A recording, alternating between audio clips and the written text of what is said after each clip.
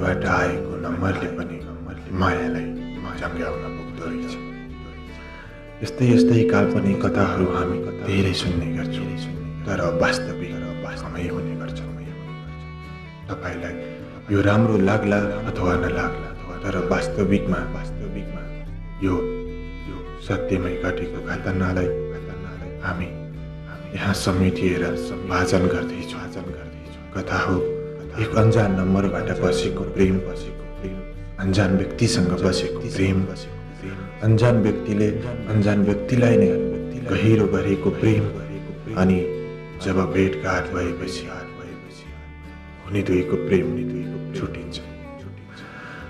अनि प्रेम एकतिर प्रेमिका एकतिर भएर मन अटक्क पारी बसेको व्यथा अनि कथा धेरै छन्, तर यहाँ हामी वास्तविक कथालाई समेट्दैछौँ।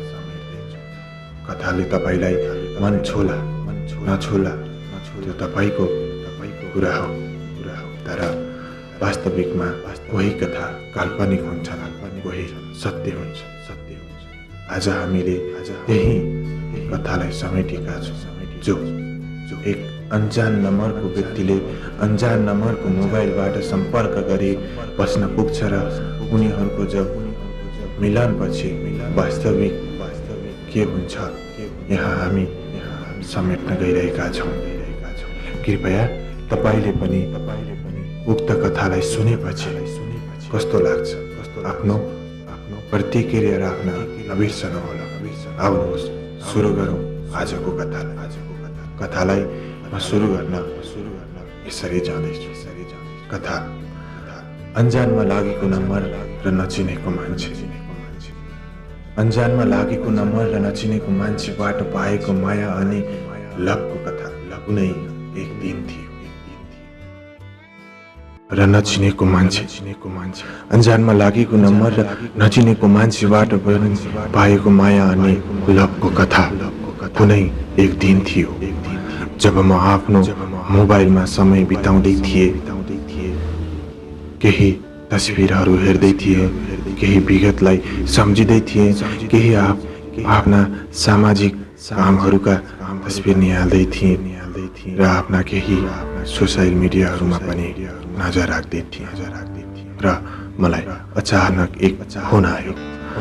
उक्त अन्जान नम्बरको फोनबाट बसेको प्रेम फोनसँगै मायामा परिणत भयो। हामी धेरै कुराकानी गर्न थाल्यौँ, हाम्रो प्रेम जाङ्गिन पुग्यो। हरेक दिन जसो मलाई फोन आउने गर्दथ्यो। हरेक क्रममा एक वर्ष यसरी नै चल्दै गयो। भेटघाट पनि भएको थिएन, तर प्रेम भने गहिरो बस्दै थियो। एक दिन जस्तो पनि एक वर्षको अनुभव लागेर आउँदथ्यो। मैले बनाएको प्रेम बन्दै गयो। उक्त अन्जान नम्बरबाट बसेको प्रेम झाङ्गिन पुग्यो, गहिरो बन्यो। फोनको घन्टी बज्ने समय हुँदा एकछिन अबेर हुँदा पनि कता कि बितेको जस्तो लाग्दथ्यो। मलाई लाग्दथ्यो कि नदेखेर पनि यस्तो प्रेम बस्दो रहेछ। म सायद आफै लक्की र भाग्यमानी महसुस गर्न थाले। ऊ पनि मलाई नदेखि धेरै प्रेम गर्न थाले कि सायद यो सबै हाम्रो माया नै थियो होला। र म अचानक मेरो मोबाइलको कारणवश केही समय टाढिन पुगे। फोनमा आउन सकिन। मैले बुझ्दथेँ कि उसलाई के कस्तो भइराखेको छ, उसलाई मनमा के बितिराखेको छ भनेर। र म साथीको फोनबाट आफ्नो सिम राखी उसलाई सम्पर्क गरेँ र उही पुरानै माया प्रेमको बाटोमा फर्किए। ऊ मलाई रुँदै धेरै कुराहरू भन्न थाले। तिमी त मलाई बिर्सेछौ क्यारे, तिमी त मलाई माया मारेछौ क्यारे।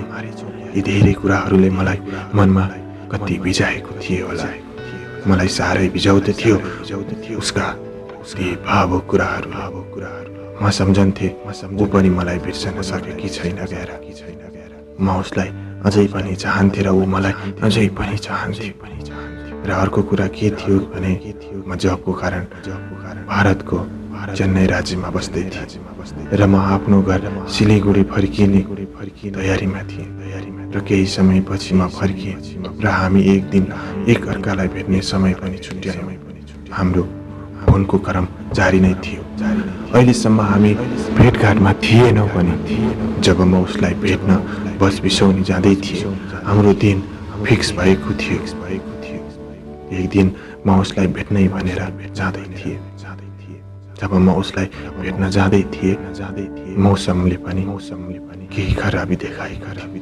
तर मलाई मनमा शीतल दिने मौसमले पनि मलाई साथ दिए जस्तो लाग्दथ्यो।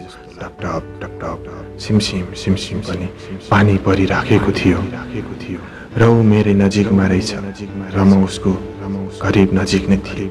हाम्रो चिन्जान थिएन। फोन लगाउन पनि खोजी तर फोन लागेन। फोन किन लागेन थाहा छ तपाईलाई?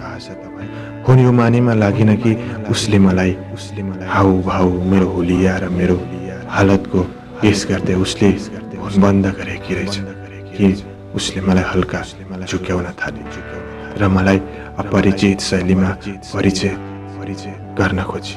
परिचय गर्दै तर मलाई गेस गरेर चिनिसकेकी रहेछ। पछि मात्र थाहा दियो कि मलाई तिमीले खोजेको व्यक्ति म हूँ भनेर। मजासँग भयो र हामी एकअर्कालाई साथमा लिएर जान थाल्यौँ। केही पर गयौँ, अरू यात्रा जारी नै रहिरह्यो। हाम्रो गाउँमा दुर्गा पूजा थियो र हामी हेर्न गयौँ। ऊ पनि निकै खुसी देखिन्थ्यो र मलाई पनि निकै खुसी लागेको थियो। हाम्रो प्रेम नदेखि बसेको र एक वर्षसम्म हाम्रो समयले हामीलाई करिब र नजिक बनाएको मैले बुझ्दथेँ। यति समयमा ऊ खुसी नहुने त कुरै थिएन। ऊ पनि निकै खुसी र हर्ष साथ मलाई छोड्नै मानेकी थिए। एक वर्षसम्म नदेखि बसेको प्रेम पनि कति मिठो र प्रेमिलो हुँदो रहेछ भनेर मलाई अनुभूति भयो। दुर्गा पूजाको अवसर पारी हामी केही खुसीका पलहरू रमायौँ। केही खुसीसँगै कैद गरिएका तस्बिरहरू आज पनि छन्। म उसलाई बारम्बार सम्झिने गर्छु, जसलाई एक अतीतको रूपमा आज पनि ताजा नै छन् मेरा मस्तिष्कमा। धेरै राम्रा थिए ती पलहरू, जुन पल म मेरो र मायाको प्रेमसँगै रूपमा बिताइरहेको थिएँ। कारणवश म मेरो जब बिदा पनि थियो र विशेष गरी मलाई आतुर भई लिएको अवधि पनि सकिनै लागेको थियो। मैले आफ्नो जबको करार समय लिएर आएको समय पनि बित्दै गयो, सकिँदै थियो। मलाई फेरि आफ्नै कर्मथलोमा फर्किनु पर्ने भयो र म तयारीला अवस्थामा लागे। मेरो केही समयपछि टिकट पनि लाग्यो। फर्किनुपर्छ क्यारे? म त जबको सिलसिलामा उही नै ठाउँमा फर्किनु पर्ने मेरो समयले करिब मलाई नजिक ल्याउँदै थियो। मेरो केही समयपछि टिकट त थियो नै, म फर्किनै पर्ने दिन नजिक आयो। उनी मलाई छोड्नै चाहन्थिन् र पनि मलाई फर्किनु पर्ने थियो र केही समयपछि म पुनः आफ्नो कर्मथलोमा फर्किएँ। तर मलाई माया र ममताको प्रेम प्रमाण प्रेमीलाई छोड्नै मन नहुँदै पनि मैले उनलाई छोड्नु पर्ने बाध्यता थिए। जब म आफ्नो कर्मथलो फर्किएको करिब 3 महिना प्रेमको गाडीको सफर निरन्तरमै चलिरह्यो। पहिले तुलनामा अझै प्रेम गाडा भए जस्तो लाग्दथ्यो। मलाई महसुस लाग्दथ्यो, तर म अलि भरमा रहेछु क्यार।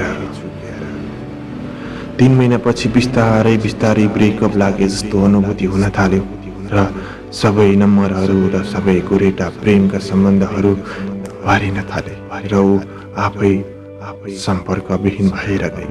उसले मलाई माया मारिछ क्यार। यता मेरो धड्कनको चाप बढ्दै थियो र उता ऊ पनि सम्पर्कविहीन भन्दै गई। खै किन उसले मलाई सम्पर्कविहीन हुन बाध्य बनाए र ऊ सम्पर्कविहीन हुँदै गई। मलाई थाहा थिएन ऊ सम्पर्कविहीन हुनुको कारण के थियो भनेर। मैले आफ्नै कामको निरन्तरता जारी नै गरिराखे। काममा फोकस गरिरहे किनकि मलाई काम पनि उति नै महत्त्व थियो र माया पनि। मैले मायालाई भुल्न त सकेन, तर मेरा मन मस्तिष्कमा भने धेरै बसिरहन्थे। उसले मलाई सम्पर्कमा नराखे पनि ऊ केही पर गएको व्यक्ति बन्न थाल्यो। कहिलेकाहीँ याद नआउने होइन, मलाई उसको बेसरी याद आउँथ्यो। अनि उही पुराना तस्बिरहरू हेरेर दिन कटाउन बाध्य थिए। तर ऊ उता अर्कैसँगको पनि प्रेम सम्बन्धमा रहेछ। सायद मेरो सबै हालत र खबर बुझिसकेपछि उसले मलाई कमजोर ठानिसकेर मलाई कमजोरको महसुस लाग्न थाल्यो कि म कमजोर छु क्यार। जोसँग ऊ प्रेमको जाल बुन्दै थिए यता मलाई बिस्तारै बिट मारेर, तर जोसँग सेकेन्ड प्रेमको सुरुवातबाट हुँदै थियो, सायद उसले मलाई नै चिन्न थालेको थियो। सायद ऊ मलाई राम्रोसँग चिन्दथ्यो। उसले मलाई चिन्छ, तर मलाई ऊ चिन्जानको व्यक्ति थिएन। मैले उसलाई राम्रोसँग चिन्दैनथेँ। उसले मलाई चिने तापनि कि उनीहरूको प्रेम बस्दै रहेछ, तर म उनीहरूलाई कुनै कारणको अक्षर दिन र मलाई मन पनि थिएन। मलाई मन पनि जागेन। यो थियो म करिब 1 वर्षपछि पुनः उसको गाउँ फर्केपछिको कथा। हाम्रो कथा धेरै लामो थियो। मैले यहाँ शब्दमा सबै कुराहरूलाई समेट्न नसकुला, तर पनि प्रेमले यस्तो समयलाई ढाल्न सक्दैन होला, जो बितेका समय र यादगार समयलाई बिर्सने कोसिस गर्छ। जब म आफ्नो गाउँमै फर्किएर बितेका कुरालाई फर्केर हेर्न थाले, हो म आफ्नो छुट्टी सकेर उसलाई भेटेँ। फेरि छुट्टीको करार सकिएपछि म आफ्नो कामको सिलसिलामा पुनः उही कर्मथलोमा फर्किएँ र फेरि केही समय 1 वर्षको अवधिपछि म फेरि पुनः आफ्नो गाउँमा फर्किएँ। तबसम्म मेरो प्रेम मसँग थिएन। म उसलाई खोज्न थालेँ। म गाउँ फर्किएपछि खोज्न थालेँ। उसले पढ्ने स्कुल, ट्युसन सबैतिर, तर म उसलाई कदापि पनि भेट्न सकेन, किनकि ऊ मदेखि टाढा भइसके। तर मेरो मन भने ऊदेखि टाढा थिएन। म उसलाई खोज्दै थिएँ। म उसलाई अचानक एक दिन उसैको फोन आयो। उसले मलाई थाहा पाए कि जस्तो लाग्यो कि म उसलाई खोज्दैछु, तर म उसलाई भेट्न सकेन। तर उसले भने कसैको सम्पर्कबाट थाहा पाए कि ऊ व्यक्ति मलाई खोज्दैछ भनेर। पहिले भन्दा भिन्नै नम्बरबाट उसले मलाई फोन गरे। सायद उसलाई थाहा भयो कि कोही कतैबाट उसले मलाई खोज्दैछ भनेर। हो, उसलाई थाहा भइसकेको थियो म उसलाई खोज्दैछु भनेर, किनकि उसको सेकेन्ड प्रेममा पुरै ब्रेकअप लागिसकेको थियो। हो, पहिलो प्रेम जस्तो सेकेन्ड प्रेम कदापि र कसैको पनि हुँदैन। थाहा छ, पहिलो प्रेम बसे पनि छुटे पनि मस्तिष्कमा यादगार भएर बस्छ। तपाईलाई थाहा होला, पहिलो प्रेम जिन्दगीमा पहिलो पटक बसेको प्रेम सधैँभरि यादगार हुन्छ, चाहे सक्सेस भए पनि या नभए पनि। म कथा सुनाउँदैछु तपाईलाई, किनकि उसको सेकेन्ड प्रेमको ब्रेकअप लागिसकेपछि मलाई सम्पर्क गर्न खोजी। हो, अचानक उसले मलाई फोन गरे। हेलो, उसले मलाई रुँदै भन्न थाले, म अझै पनि तिमीलाई माया गर्छु। तिमी मलाई खोज्दैछौ रे, मैले थाहा पाएँ। हो, तिमीले थाहा पायौ र मात्र मलाई सम्पर्क गर्न खोजेकी हो, मैले बुझेँ। तिमी मलाई भेटाउन सकिराखेका छैनौ। हो, म तिमीलाई भेटाउन सकिराखेको छु। उसले रुँदै भनेका शब्द थिए, तिमी मलाई खोज्दैछौ रे, तिमी मलाई भेटाउन सकिराखेको छैनौ अरे। हो, म तिमीलाई खोज्दै पनि थिएँ, भेटाउन सकिराखेको पनि थिएन। वास्तविकमा उसले नै मलाई भेट्न बोलाएको थियो, तर म उसलाई भेट्न चाहे। मलाई कता चोटको अनुभूति लागेको थियो। जब नभेटी बसेको प्रेमले कति मिठो वासना दिएको थियो र अचानक छुटेपछि थाहा छ, मनलाई पनि त चोट पुग्छ। मैले उसलाई भनिदिएँ, कुनै किस्मतले हामीलाई एक बनायो र छुटायो पनि अब म तिमीलाई भेटाउन खुसी त पक्कै पनि हुँदैन होला। हो, मैले तिमीलाई भेटाएपछि पक्कै पनि खुसी त हुँदैन होला। बिन्ती, तिमी मलाई बुझिदेऊ र मलाई तिमी कहाँ नबोलाऊ। अब म तिमीलाई धेरै फरक भयो। हो, तिमी र ममा धेरै फरक भयो। जब नभेटी नभेटी बसेको प्रेमले एक नजिक बनाएपछि तिमी आफै मलाई सम्पर्कविहीन बनायौ र केही समय तिमी सम्पर्कविहीन पनि भयौ। आज तिमी मलाई खोज्दैछौ। हो, म खोज्दैछु तिमीलाई, तर तिमीले मलाई भेट्ने हिसाबले होइन, म तिमीलाई देख्ने हिसाबले होइन। तिम्रो हालत, तिम्रो अवस्था के छ, कस्तो छ भने बुझ्नलाई मात्र खोजेको। जब तिमी मेरो मायाको सम्बन्धबाट बिट मार्न खोज्यौ र पनि म तिमीलाई कुनै बाधा अर्चना पार्न चाहेको व्यक्ति थिएन, किनकि तिम्रा हरेक खुसीहरू हेर्ने मेरा नयनमा अझै पनि फुलहरू फुलिरहन्छन्। जब एउटा फुल फुल्छ, हेर्ने व्यक्ति धेरै हुन्छन् तर चुड्ने व्यक्ति एउटा हुन्छ।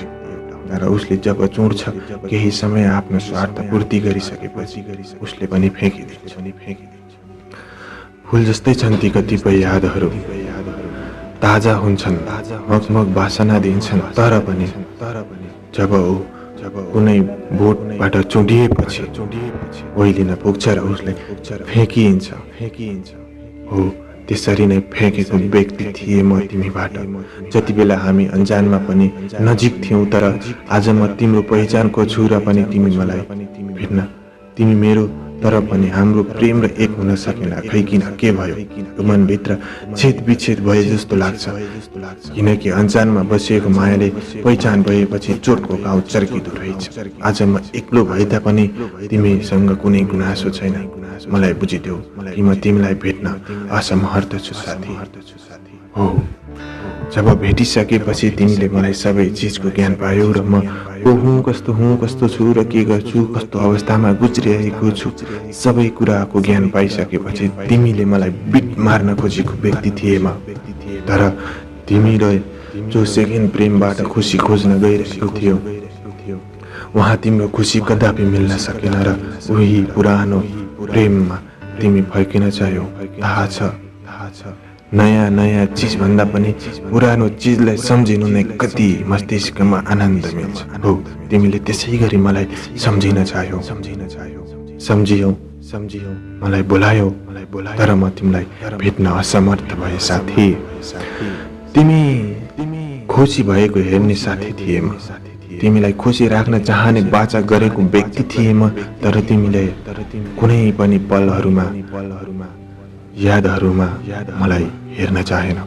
आज म एक्लो भए तापनि, म तिमीसँग टाढा भए तापनि म तिम्रो नजिक छु। म तिमीलाई मनदेखि नजिकैको व्यक्ति छु र पनि तिमीले मलाई टाढा बनायौ, फेरि आफै अट्र्याक्ट पारेर तिमी मलाई भेट्न चाह्यौ। तर म बुझ्दथे जुन व्यक्तिबाट म पराएर फ्याँकित भएको थिएँ, घृणित भएको थिएँ, उसलाई म भेट्न चाहेन, किनकि थाहा छ जुन व्यक्ति तपाईबाट टाढा भयो, त्यो व्यक्ति म कसरी फेरि उसैलाई भेट्न चाहन्थे। तपाईलाई थाहा छ म तपाईलाई भेट्न असमर्थ भएको व्यक्ति हुँ भनेर। तर अझै पनि मेरा मनमा तिमीप्रति कुनै पनि घृणा छैन। तिमी अझै पनि भेट्न चाहन्छौ मलाई, तर म तिमीलाई भेट्न चाहँदैन, किनकि तिम्रो खुसीले मलाई छोडेको व्यक्ति हो। म तिम्रो खुसीको लागि नभेट्न चाहेको व्यक्ति हो। तिमीले मलाई केही समय बिट मार्यो हो, जहाँ तिम्रो सेकेन्ड प्रेम सक्सेस हुन्थ्यो त मलाई सम्झिन्थ्यौ। हो, पक्कै पनि तिमी मलाई सम्झिन्नथ्यौ, तर तिम्रो सेकेन्ड प्रेम असक्सेस भइसकेपछि तिमी मलाई पुनः सम्झिन थालेको व्यक्ति हुँ म। त्यसैले तिमीप्रति कुनै गुनासो नराखिकन म तिमीलाई भेट्न चाहँदैन। तिम्रो अगाडिको प्रेम जस्तो होला, तिमी राम्रोसँग उही बाटोबाट तिम्रो प्रेम लग्दै जानु हो। तिमी प्रेमसँग टाढा हुन चाहन्छौ भने तिमी निर्धक्क भएर बस्नु। तिम्रो प्रेम सायद छैन कसैसँग। तिम्रो जिन्दगीको सुरुवात कसैसँग भएको छैन, मात्र तिम्रो प्रेम बसेको थियो। तिमी फेरि आफ्नो जीवनलाई सहज पूर्णता लिएर बढ्न सक्छौ। तिम्रो जीवनमा आउने व्यक्ति जो कुनै पनि प्रेमबाट हुने छैन, तिम्रो भाग्यबाट हुनेछ। तिमी आगामी दिनहरू राम्रोसँग बिताउँदै जानु। तिम्रो प्रेमले तिमीलाई वैवाहिक जीवनमा बाधा नसके पनि तिम्रो वास्तविक प्रेमी चाहिँ तिम्रो म्यारिजबाटै हो। ठिकै छ, यी सबै कुराहरू एक दिन कहानी बन्छ।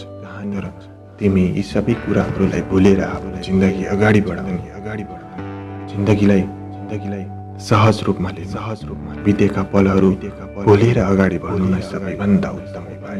धन्यवाद।